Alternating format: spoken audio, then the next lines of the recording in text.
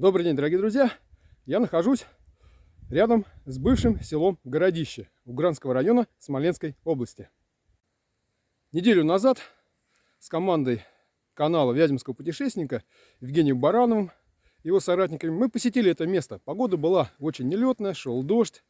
И знаете, вот это место обладает каким-то магнетизмом, какой-то хорошей энергетикой. И сюда вот тянет приехать еще и еще. Не зря наши предки здесь строили свои поселения.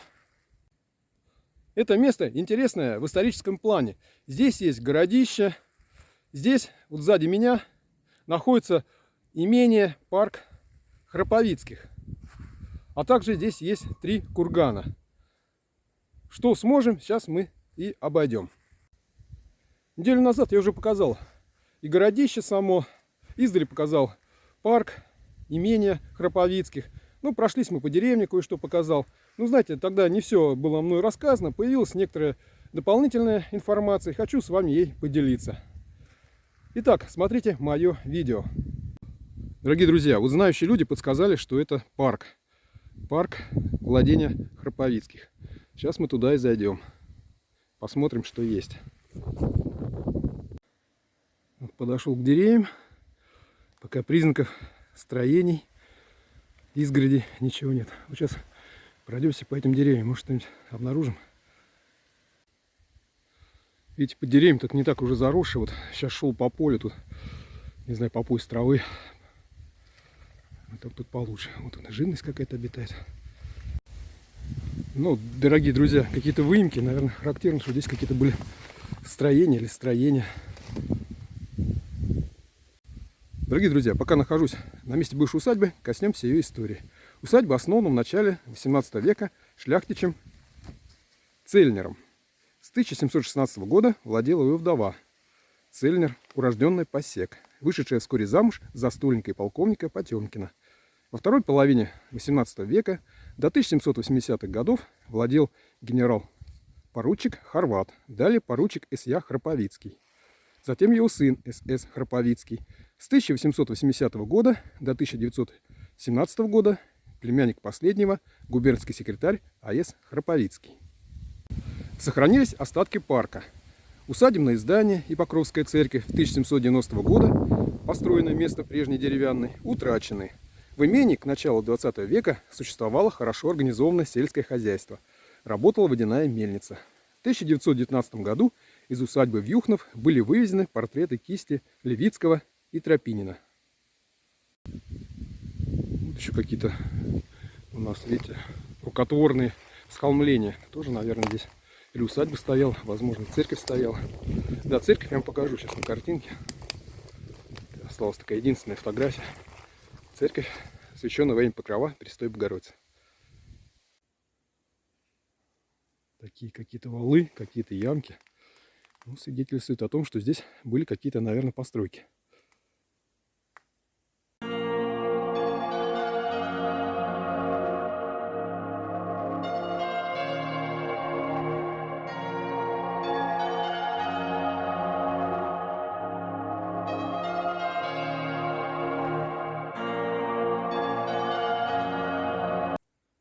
Дорогие друзья, вот как это, может, остатки кладки былой. Так, у нас, наверное, еще парк.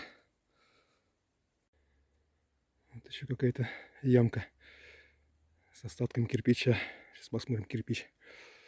Старый, современный. Вот у нас кирпич. Похоже, старый.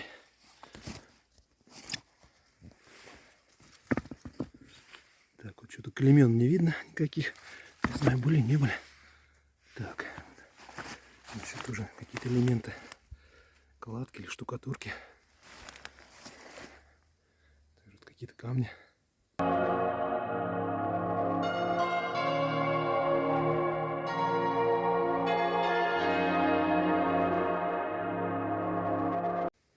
Ну что, друзья, прошлись по территории парка. Наверное, побывали на остатках имения. Идем к другим знаковым местам этого замечательного места. К самому городищу и к бывшему селу Городище. Дорогие друзья, примерно от места, где раньше был парк, открывается такой красивый живописный вид на бывшее село Городище. В данный момент оно находится примерно в 6-7 километрах северо-восточной районного центра Угра. Перед въездом в Городище вас встречает такая приятная беседка и такая живописная дорога, которая сейчас будет спускаться вниз. Место здесь, конечно, очень красивое, притягательное. Не зря через неделю я сюда вернулся.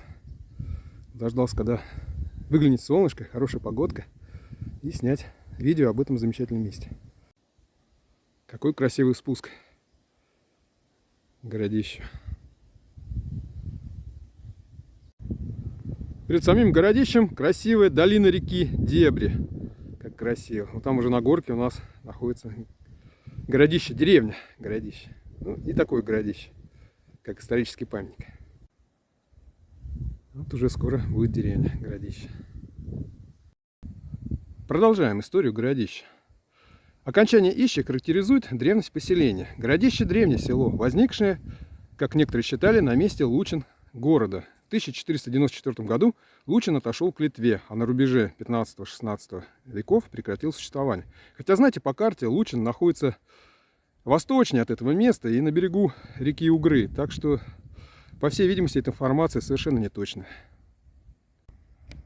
В конце 18 века село стало вотчиной поручика Семена Яковлевича Храповицкого. Название село Городище не единственное. Еще в конце 18 века встречается более раннее или второе его название Богословское. Как я говорил ранее, в 1790-х годах на средства поручика Храповицкого в селе был построен новый каменный храм, освященный во имя Покрова Престой Богородицы. Когда храм был утрачен, к сожалению, неизвестно. Осталась единственная фотография, которую нам еще сейчас предоставлю. В 1712 году в селе было выступление крестьян, которое было подавлено. Крестьянин Сергей Мартынов, убивший управляющего имением, был заживо отпет, а затем и расстрелян. Продолжаем историю Городища. В конце 19-го, начало 20 веков в селе был конный завод Храповицкого, а в 2 верстах винокуренный завод Ястребова. В 1924 году в селе Городище было 38 дворов и 244 жителя. В начале 20 века в селе была школа первой ступени, которую в 1920-х годах возглавила Людмила Иосифовна Андреева, 1891 года рождения, окончившая курс епархиального женского училища. В этом селе был первый в уезде детский сад, заведующая Филимонова Мария Алексеевна, 1795 года рождения, библиотека, заведующая Степанова и народный дом. Хочется рассказать о событиях 1812 года. В Юхновском уезде партизанские отряды были сформированы предводителем дворянства Семеном Яковлевичем Храповицким. Я повторюсь, это был в то время Юхновский уезд. Он был уроженцем и жителем Городища. Он собрал до 2000 партизан. Из дворян были организованы конные разъезды для преследования неприятеля. До прибытия Дениса Давыдова, самого видного руководителя партизанских действий в Юхнов, ставший главной квартирой Давыдова, Храповицкий при отступлении французов, перейдя Угру, заслонил им путь, ведущий из Вязьмы в Калугу. Французы вынуждены русской армией отступать по разоренной Смоленской дороге. Возвращаемся к современности. При въезде в Городище вы проезжаете такую речушку Дебря. Видите, она такая здесь не широкая, не глубокая, очень живописная. Вот у нас тут пешеходный мостик. Но весной она по силе становится клокочущей Ниагарой, а по ширине Амазонкой, что составляет проблемы для местных жителей. И тут не только не доберешься на машине, но и не пройдешь пешком, потому что здесь образуется море. Дорогие друзья, как вы думаете, что это такое? Это часть автомобильного моста, пролет. Обычно он находится на месте пешеходного мостика. Но вот во время половодья его снесло куда-то вниз по Дебре. Вот жители выловили и положили вот сюда. Разлив реки Дебри весной доставляет очень большую проблему для жителей и приезжих Городища. Тут кроме вот этой дороги автомобильной, в 2 километрах находится платформа Дебрянская. Ну, понимаете, бабушкам тяжело ходить. Это 2 километра по дороге. Тем более там не асфальт, просто дорога. Познакомившись с проблемами этого населенного пункта, продолжаем знакомство с его историей. Вот видите, перед нами находится городище. Вот это городище. Это городище датируется 11-13 веками, 14-17 веками. Мысовидный выступ правого берега реки Дебря, месте ее крутой излучины. Площадка занимает наиболее высокую часть мысовидного выступа. Вытянута с севера на юг, размером 60 на 37 метров. Над рекой высота составляет 8-10 метров. С юга, запада, юго-востока по краю площадки сохранились слабые следы вала высотой до 0,8 метров, бывшего, вероятно, кольцевым. Стороны фиксируются значительно по глубокой лощине, которая могла быть образовываться в результате размыва искусственного рва. Культурный слой в виде гумусированной суписи темного цвета имеет мощность 0,8 метров. В верхнем горизонте культурного слоя найдены преимущества фрагментной гончарной древнерусской и поздней среднерусской 14-15 веков посуды. Найдено также большое количество костей животных. Имеются сведения о находке на родине античной монеты, именно римской монеты. Дорогие друзья, ничего такого удивительного нет, что римская монета могла дойти до наших мест. Наши предки, славяне, жившие в среднем течении Днепра, в первых-третьих веках, торговали с Римской империей. Ну, естественно, в расчет получали римские деньги. Ну, возможно, из тех мест и до нас дошла эта монета. Но я не удержусь и, конечно, залезу на городище. Тем более тут не очень большое. Посмотрим, залезем, какие виды с него. Ну, вот я на городище. Не знаю, покажет вам камера высоту этого места. Ну вот, как я раньше говорил, высота 8-10 метров. Наверху городища непролазные, заросли всего. Вот тут, выше моей головы даже. Дошел на Родомыса, городище. Внизу живописно протекает река Дебря. Весь скалу с крапивой. Смотрите, как видно реку Дебрю. Как красиво здесь. Не знаю, склон городища вам видно. Смотрите, какой живописный вид с городища на речку Дебря. Смотрите, как красиво. Какая красота городища. Склон срыт. Дорогие друзья, вот это здание, которое у нас приютило во время ненастья и дождя, говорят, это фельдшерско-акушерский пункт, как мне подсказали местные жители. Еще городище. Дорогие друзья, орет музыка, боюсь, как бы меня YouTube не забанил, Шевчука. Ну ладно, сейчас пройдемся по городищу. Очень красивые здесь наличники в деревне. Поснимаем, погодка распогодилась.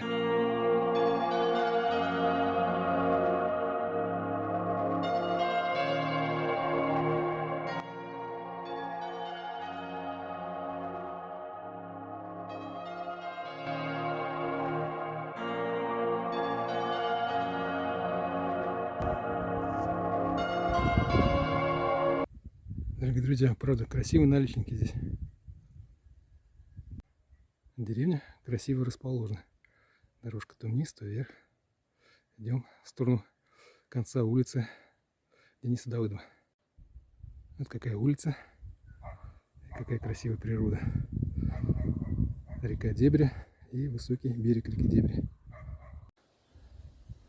Это еще не конец городища. Еще дальше продолжается. Еще раз, какие красивые наличники.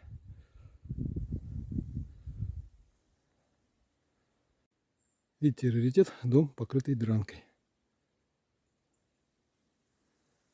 Ну, все, деревня заканчивается. Заканчивается улица Дениса Давыдова. Когда она была? Во время строительства железной дороги Вязьма-Брянск в 1929 году здесь был карьер в районе городища, и отсюда брали камень для строительства основ мостов через Угру, речку Дебрю. Дорогие друзья, в тех краях находятся у нас курганные могильники. Их здесь где-то 3. И вот они находятся примерно в 1 километре, в 400 метрах, в 2 метрах юго-восточнее городища. Сильно заросшие, вот где их тут искать, то, знаете, просто проблематично. Если городище можно найти, оно высокое. А вот эти схолмления очень сложно найти. Хотя, знаете, вот высота их от 0,6 метров до 2,2 метров, диаметра 8-13 метров. Среди находок бронзовые серьги, проволочные браслеты, сердоликовые стеклянные бусы, браслеты. Вот тут Сизов находил в 1894 году.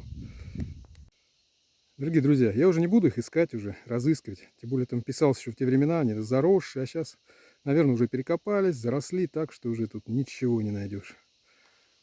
Так что оставим наши поиски этих курганных могильников. Попадаются такие валуны, говорят, их использовали при строительстве железной дороги Вязьма-Брянск. Ну, их брали под основание мостов, закладывали. Ну что, дорогие друзья, перешел уже в край деревни. Это у нас улица, называется Семена Храповицкого. Это 2-я улица. Похоже, улица названа в честь героя 1812 года.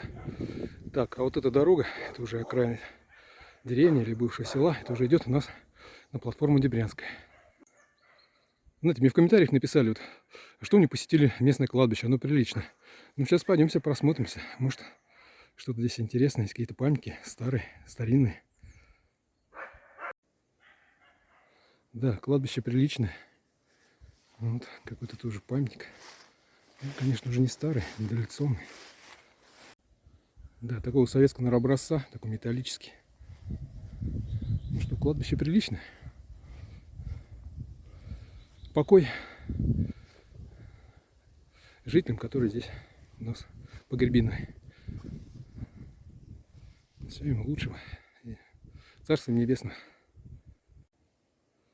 Кладбище приличное, чистенькое, ухоженное, убранное.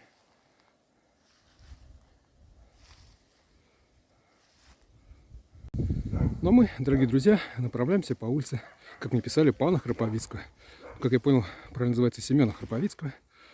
К тому месту, откуда мы начали наше путешествие.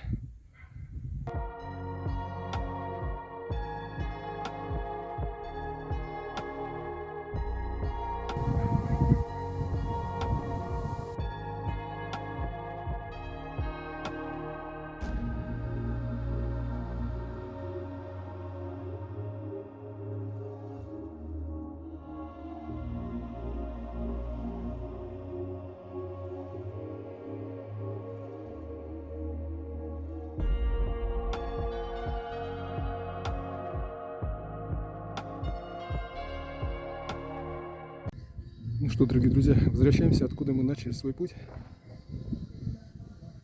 Дорогие друзья, разрешите закончить свое видео на выезде из городища.